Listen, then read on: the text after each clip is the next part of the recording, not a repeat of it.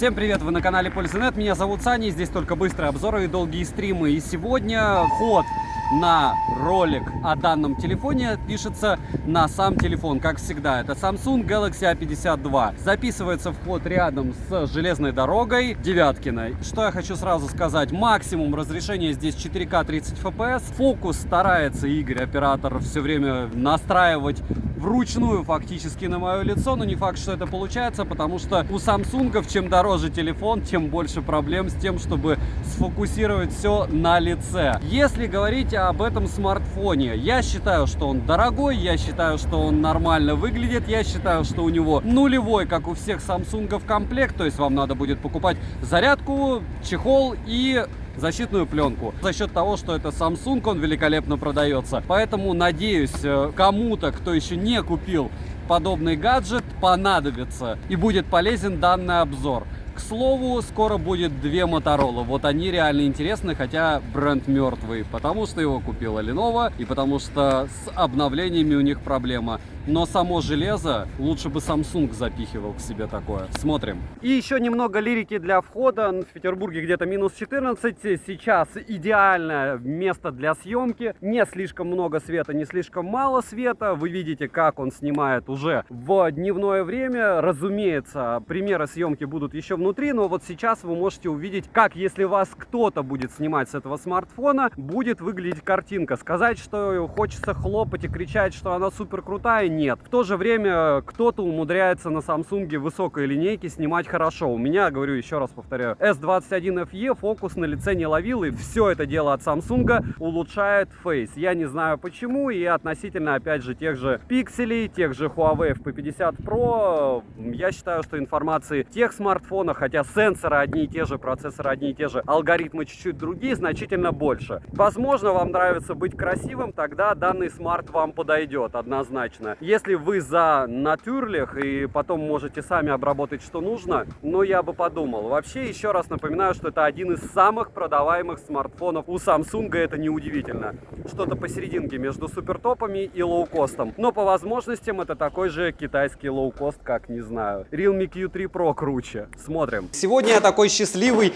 Не потому, что у меня супер-мега-аппарат на обзоре будет, а потому, что я его давно хотел протестировать, так как я уже тестировал, наверное, около 8 аппаратов за последние 3 месяца от Samsung, и это, наверное, 9-й. 9-й, 10-й, скорее всего, тоже будет в скором времени. Я уверен, что многие им пользуются. Это самый любимый бренд в Российской Федерации. Samsung A52. Телефон, который хвалят все. Во всех комментах, когда я рассказываю про Samsung, хвалят этот телефон. Не знаю почему, потому что их больше всех купили. Коробка у меня запечатана. Покупал я все это дело на Тмоле. Обошлось мне оно, по-моему, в 22 тысячи рублей. Да, со скупой слезой я все это дело покупал. М52, по-моему, на Авито я перепродал довольно быстро. Коробка по мне максимально убогая, но бывает хуже у Samsung. У других не бывает. Ну ладно. Сразу же говорю, что есть инструкция. Помимо инструкции у нас есть скрепка. Помимо скрепки у нас нет ничего. У нас нет чехла, у нас придется покупать зарядку. Это днищенская зарядка на ужасные и бесполезные 15 Вт. Чтобы вы понимали, данному телефону нужно больше. То есть вы пойдете в магазин и, как и я, купите самсунговскую зарядку. У меня она на 45 Вт максимум, безграничный даже AMOLED, разумеется, на 6,5 дюйма, частота обновления 90 Гц. Ничего космического, все максимально тривиально, на уровне а-ля флагманов за долларов так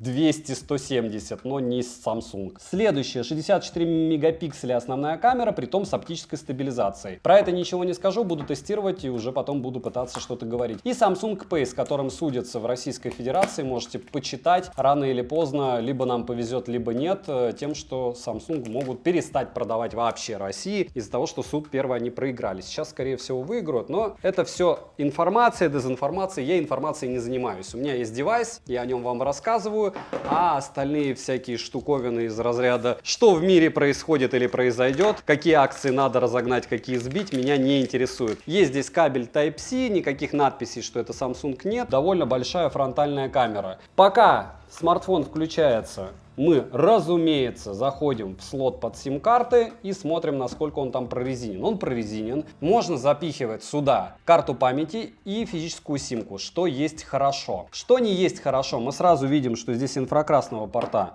нет.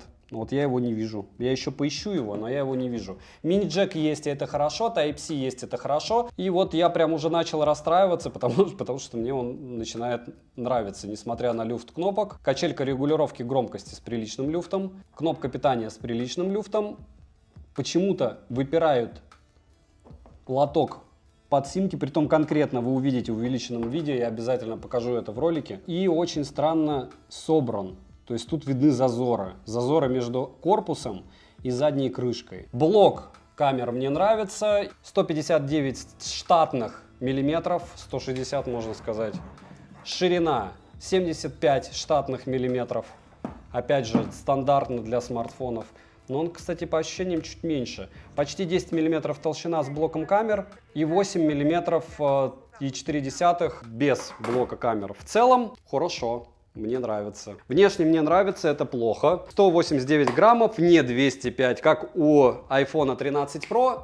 Смотрим. Розыгрыши море. Читаем описание, какие сейчас актуальны. Постоянно это 5 Mi Band 6 серии разыгрываются за лайк, подписку и комментарий к любому видео. Подписывайтесь с колоколом. А сегодня я расскажу вам о смартфоне Samsung Galaxy A52. Это и правда венец творения самсунгов, потому что больше, чем этот телефон, в линейке не хватит никакой. И он самый востребованный из средняков, хотя ценник у него вообще не средний. Полетели. У меня версия без поддержки 5G, есть еще версия с поддержкой. Поставляется данный девайс в разных вариантах цветовой и тыльной части: черный, синий и лавандовый. В моем случае это черный цвет. Дизайн приятный, форм-фактор классический. Без чехла, грани скользкие, из-за чего не всем удобно держать телефон в руках. Тыльная часть матовая и красивая, но очень тонкая. Изготовлена из материала, похожего на пластик. В целом корпус маркий, молниеносно не царапается. Но большой вопрос остается к компании Samsung по поводу сборки девайсов, так как далеко уже не первое устройство на моих руках с некачественными состыкованными деталями, притом везде. На корпусе расположена кнопка питания, качели регулировки громкости, разъем для зарядки USB Type-C версии 2.0, что неудивительно, но печально. 2 микрофона, 2 стереодинамика, по одному сверху и снизу. Dolby Atmos не залочен, что радует. Далее разговорный неприметный динамик, слот на Nano SIM и microSD. Защита от влаги класса IP67, это довольно круто. Реально дождя можно не бояться. Смартфон выдерживает пребывание в пресной воде на глубине до 1 метра до 30 минут. Но не рекомендуется использовать его на пляже, в бассейне или мыльной воде. Учтите это. К слову, после водных процедур у меня телефон пережил все. Кнопки с хорошим ходом, но в данном случае для полного счастья не хватает АК-порта. С лицевой части нас встречает дисплей на 6,5 дюймов, Super AMOLED с фактическим разрешением 1080 на 2400 точек Full HD+. С учетом закруглений по углам экрана этот размер составляет 6,3 дюйма. Фактическая рабочая площадь экрана несколько меньше вследствие наличия округлых углов и отверстия для объектива камеры. И это я не придумал. Это информация с официального сайта, указанная по традиции мелким шрифтом. Экран контрастный и выдает достаточно четкую картинку. Плотность пикселей составляет 407 ppi по данным Antutu. Максимальная яркость равна 800 нит, что неплохо. В солнечную погоду лично мне яркости хватает, хотя многим может не хватить. Частота обновления экрана составляет максимум 90 Гц, пролистывается медиаконтент без рывков. ПО меня, в принципе, на самсунгах устраивает. Работа жестами работает неплохо, шим на 100% яркости, космос 56%, на 50-51, на минимальные 159, на нуле 19. Да, глаза ваши вытекут однозначно, если вы чувствительны. Исходя из этих измерений, можно сказать, что не укладывается ни в один из допустимых показателей по шиму. Поэтому возможны негативные последствия от пользователя подобными устройствами в виде дискомфорта глаз, головных болей и быстрой утомляемости. Хотя все пользователи, кто купил, основная масса говорит, что все нормально, шима нет. Автоматическая яркость в целом работает хорошо, плавно и шустро. Под разными углами тон картинки бросает в теплый оттенок. Always on Display в наличии, но у многих есть с ним баг, который появляется серым цветом вместо отключенных пикселей. И решения этому вопросу на данный момент нет. У меня такого нету. Мультитач берет 10 пальцев, датчик отпечатков пальцев срабатывает шустрее, чем распознавание лица, можно сказать, что моментально. И несколько раз добавить отпечаток одного пальца можно, и это нехорошо. Распознавание лица срабатывает на долю секунды, задумываясь, но срабатывает. Рамки вокруг экрана есть. есть, и подбородок выделяется прилично. Летим дальше. На борту 8-ядерный процессор Qualcomm Snapdragon 720G. Помним, как мы Realme ругали все, что он его так часто использует. Правда, смартфоны у Realme в 2 раза дешевле, чем этот, с этим процессором. Ну ладно. 8 нанометров, максимальная тактовая частота 2,3 ГГц, безопасность данных обеспечивает Samsung Knox, графический процессор Qualcomm Adreno 618 не топ, частота ЦП составляет 750 МГц. Оболочка One UI версии 4.0. Android 12, интерфейс плавный, оболочка в некоторых моментах чуть подтормаживает, но опять же это после супер-мега флагманов, которыми я пользуюсь. Мелкие подлаги, разумеется, бывают, но они встречаются даже у Apple. Я напоминаю, что у меня 13 Pro и 13 iPhone, и все также подглючивают. Оперативная память LPDDR4X доступна на выбор 4 или 8 ГБ, внутренняя память UFS 2.2 и на выбор 128 ГБ или 256. Расширить можно microSD-картой до 1 терабайта. Wi-Fi на борту, разумеется, двухдиапазонный, сеть мобильную ловит по мне хорошо, но не отлично. Бенды 7 и 20 имеются. Звучание при звонках неплохое, хотя также ходит баг, в связи с которым очень плохо слышно собеседника. Я с ним не встречался, но спасает полный сброс до заводских настроек. Аппаратов продается много, я могу допустить, что это частные случаи, по этой причине всегда брака будет больше в тех устройствах, которых много продают. Чтобы включить запись разговоров с линии, которая встроена по умолчанию, нужно сменить активный регион телефона на тот, где это разрешено. Это вам мини-лайфхак. Вибрация неплохая, не топорная, но ползунком уровень отдачи можно настроить только для касания. Bluetooth не топовый версии 5.0, и, к сожалению, не все наушники хорошо звучат в связке с данным устройством. Опять же, по моему опыту и по моим тестам. NFC поддерживается, Samsung Pay и Mir Pay предустановлены и доступны из коробки, а Google Pay можно установить из Play Market. Из навигации на борту GPS, GLONASS, Beidou и Galileo. GPS-точность в городских условиях 3 метра. Тест я проводил в морозном, холодном Мурино среди высоток. Аккумулятор литий-ионный, емкость его равна 4500 мАч.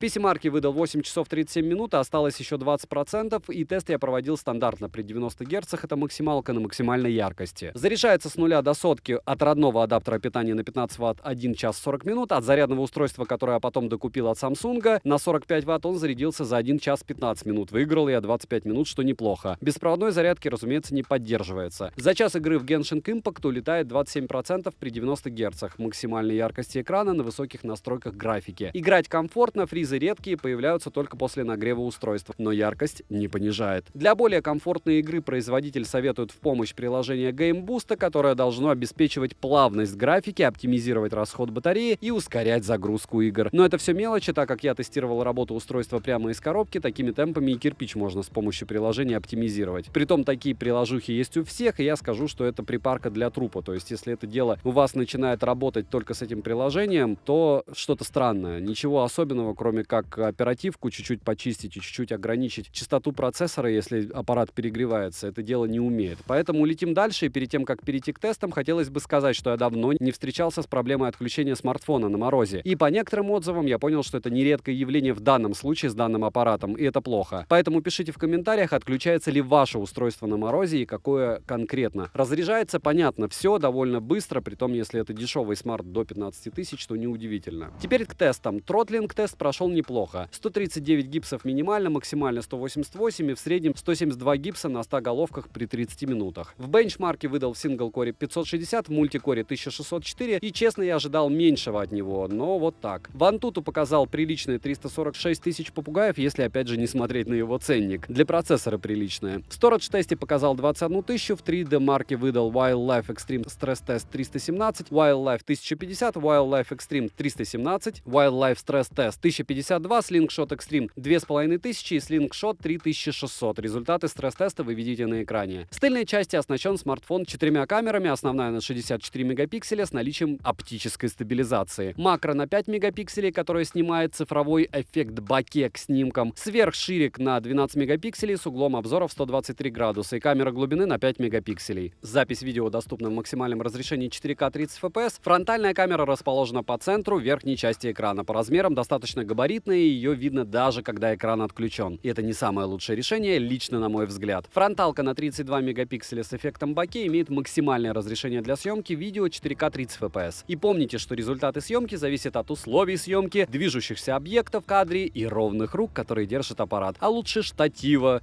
когда вы делаете рекламный обзор, обычно ими и пользуются. С хорошим освещением, вы понимаете, сами знаете, как правильно сделать. сделать, чтобы хорошо снимал телефон. Примеры нехорошей съемки вы сейчас увидите. Samsung Galaxy A52, и это фронталка в 4К 30 FPS, практически с нулевой стабилизацией, без роллинг-шаттера, неплохо записывающая аудио, но в то же время являющийся чем-то половинчатым, потому что с одной стороны здесь нет 4К 60 FPS, с другой стороны они завезли сюда 4К 30 FPS, и это неплохой вариант, но хорошим его тоже назвать сложно. По поводу освещения не идеальное, но это Петербург, как всегда пасмурно, как всегда чуть-чуть идет снег. И в целом по цветам я скажу, что вот этот телефон, в отличие от М32, А22 и А32, особо сильно не улучшает картинку, что меня сильно радует с фронталки, потому что я считаю, что у самсунгов это определенного рода болезнь, так же как у хуавеевских фронталок, которые не являются супер-мега топовыми, хотя они неплохие, улучшать лицо постоянно.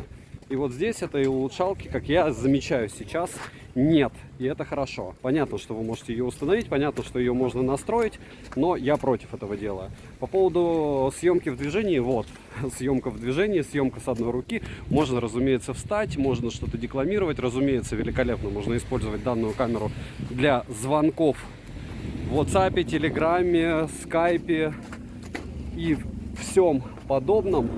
Притом она будет справляться хорошо. По поводу съемки для чего-то другого, ну, вы сами видите стаб. То есть я не бегу. Если бежать, мыло.